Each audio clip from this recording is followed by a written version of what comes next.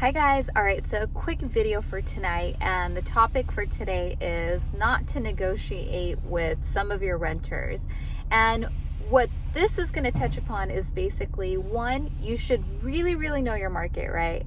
And where you are positioned in the market, so that you're never in the position to where you have to even negotiate with a renter, or where renters try to get more miles out of you or try to get you to lower the price when you already have fair pricing. So you really need to know where your position is in the market. Very important. And I'm going to give you guys an example. So I had a renter who booked my BMW X4 M40i 2018 mint condition, low miles, and he booked it for the weekdays. So his day rate ended up being $50 a day, which is an absolute steal on that car. And not only that, but it came with a higher mileage allotment, about 200 miles per day. So I knew for a fact that within the market I was positioned really well, and that I was offering a lot of value for what the car is. And as you've seen in my last videos, I'm really trying to fish for those weekday rentals, people who are local, people who will rent again. And this was somebody who has previous trips on Turo. He has a 5-star rating, so he's a good customer. But he messaged me after booking the car asking me to give him more miles as a freebie. And I had to very kindly decline that and tell him, unfortunately, that's not an option. You either have to choose the unlimited mile option, or you have to pay the per mileage fee, which is $1.20 per mile. And he said, oh, but I'm only going to be going over like 50 miles. I was like, okay, well, then that ends up being around $50 to $60. It's still worth it, because you're getting such a great deal on the car.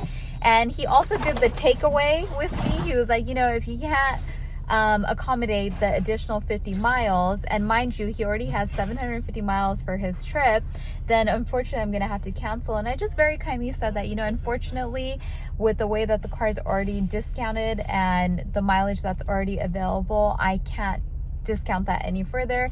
You either have to do the unlimited miles or the per mileage fee, or you're more than welcome to cancel, by which you'll get a full refund. And I was like, I totally understand. And then I just advised him, if you do decide to cancel, just be sure to cancel as soon as possible so that you don't get any cancellation fees. And of course, I already knew this was going to happen. He ended up messaging me back a day later just saying that, oh, it's okay, I ended up figuring it out, I'll just pay for the additional mileage, which I knew he was going to do because the deal that he got on the car was already so great. I already knew where I was positioned in the market, and that he wasn't going to find something comparable or better within that standard of car. It just didn't exist in the marketplace. So with that said, I really think that you can't negotiate with renters like that, because it sets a bad precedent for the marketplace. And I'm losing all my lighting right here, but you want to make sure that you hold your ground, your pricing, and the value that you're offering, so that you don't allow renters like that to lower the standard in the marketplace and set that type of precedent. We want to make sure that we maintain our pricing in the marketplace, especially when you're offering so much value for such an amazing car, which that they're not going to find anywhere else. So that's just an experience that I wanted to share with you guys. Now, under my new program that I'm going to launch here soon, hopefully within the next couple weeks, I will be talking a lot about price modeling and how to price yourself out during the weekdays so that you do capture rentals. And you just have to think about how all these little rentals during the weekdays really add up to a lot of revenue to your bottom line at the end of the month. And this is a prime example.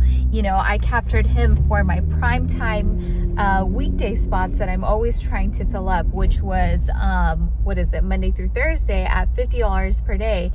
Now, if I can do that every single week, every single month, that's an additional $200 per week.